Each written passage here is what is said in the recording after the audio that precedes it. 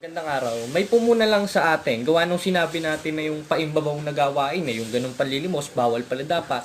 May nag-send sa atin na talata, isang alagad na o isang fanatics na sinasabi, sinend yung 5:16 ng Mateo, nakalagay, lumiwanag na gayon ang inyong ilaw sa harap ng mga tao upang makita nilang inyong mabubuting gawa at kanilang luwalhatiin ang inyong ama na nasa langit. Sinend niya daw yun na yung panlilimos pala, pwede naman daw palang ipakita.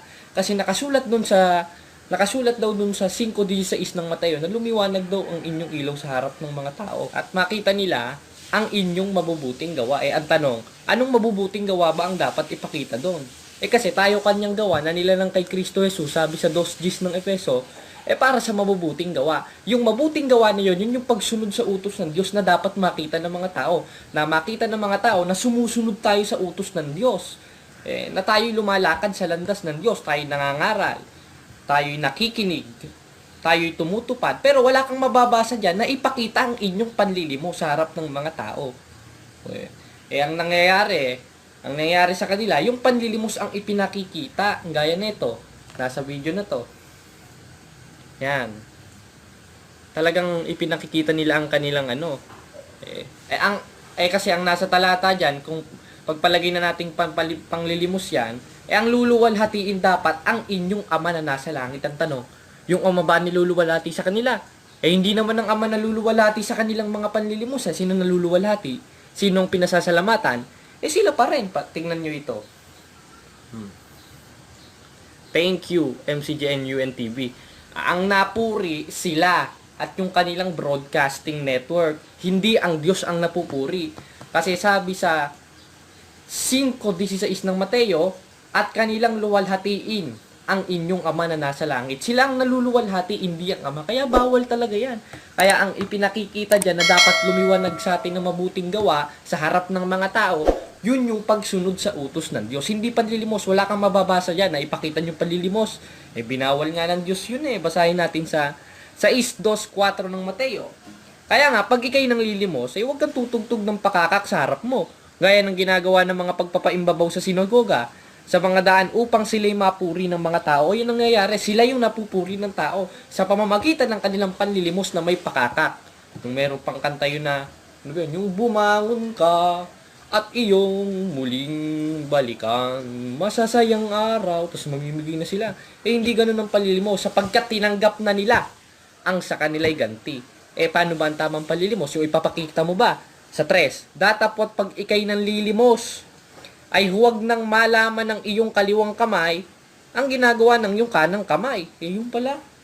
Yung ginagawa pala o yung pinanglilimos ng iyong kaliwang kamay, hindi pala pwedeng malaman pa ng kanan mong kamay. Paano pa yung papakita sa tayo panlilimos mo? Yung ginagawa pa nga lang ng isa mong kamay, bawal na malaman ng isa mo pang kamay. Papakita mo.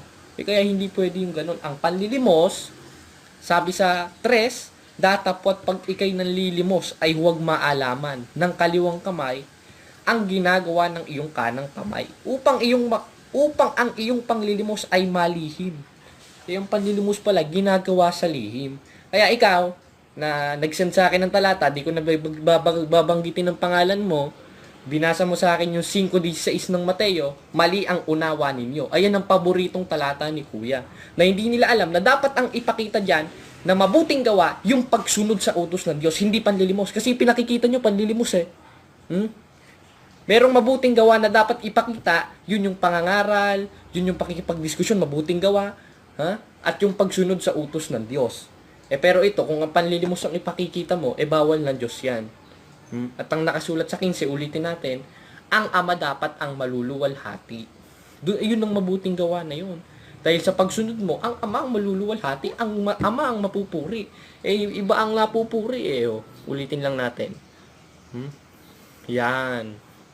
Kaya, sana, maliwanagan tayo na ang ipinalit ng makikipagdebate. Noon, debating on the spot. Si Kristo nga nakipagdiskusyon Basahin natin. Dito sa 23:15 ng Mateo. Saaban ninyo, mga iskrib at mga Pariseo, mga paimbabaw, sapagkat inyo nililibot ng dagat at lanlupa upang humanap ng isa ninyong makakakampi. Kung siya'y magkagayoy ay ginagawa nyo pang makaiba yung anak ng impyerno. Yung si Kristo nakipagtulig saan sa mga Hudyo. Hindi naman nakipagtulig saan si Kristo nang hindi umimik. Wala kang mababasa nun. At namigay ng lugaw. Wala kang rin mababasa nun. Si Kristo, nung nakipagdiskusyon, talagang on the spot nakipagsagutan. Hindi siya nakipagdiskusyon na walang kibuan. Hindi siya nakipagdiskusyon na namigay siya ng tinapay, lugaw. Hindi ganoon ang legacy. Ang legacy, ipagtanggol ang pananampalataya. Ipakita yung mabuting gawa o yung pangangaral o yung pagsunod sa utos. Ang hindi ipapakita yung panlilimos. Kasi yung panlilimos, sabi sa Mateo, upang malihim at ang ama na nakakakita sa lihim ay gagantihin ka. Paano ka gagantiin ng ama? Hindi mo naman nililihim yung panlilimos mo, ipinakikita mo, ibinabalandra mo sa mga tao. Kaya kagaguhan yung gano'n. Ang panlilimos, hindi dapat malalaman pa ng ginagawa ng kaliwang kamay mo, yung ginagawa ng kanang kamay mo. So, ibidyohan mo pa kaya? O kaya mali, katarantaduhang walang katulad yung aral na yan. Ang aral ni Kristo, yung panlilimos, itinatago sa lihim. Never kailan pa si Kristo na nagkamera habang namimigay. Yung mga ganyang relihiyon, mag-ingat kayo dyan. Hindi ganyan ang tamang paglilingkod sa Diyos. Kapaimbabawan ang tinatawag yan. Nasa hula naman yan Sa ikalawang Timoteo 3:1 hanggang 2. Tatapot alamin mo ito na sa mga huling araw ay darating ang panahong mapanganib. Sapagkat ang mga tao ay magiging maibigin sa kanilang sarili. Mga mapagmalaki, mayayabang, mapagtungayaw, masuwayin sa magulang, mga walang pasalamat, mga walang kabanalan. Yung mayayabang, paimbabaw yun. At sila yung kinatuparan.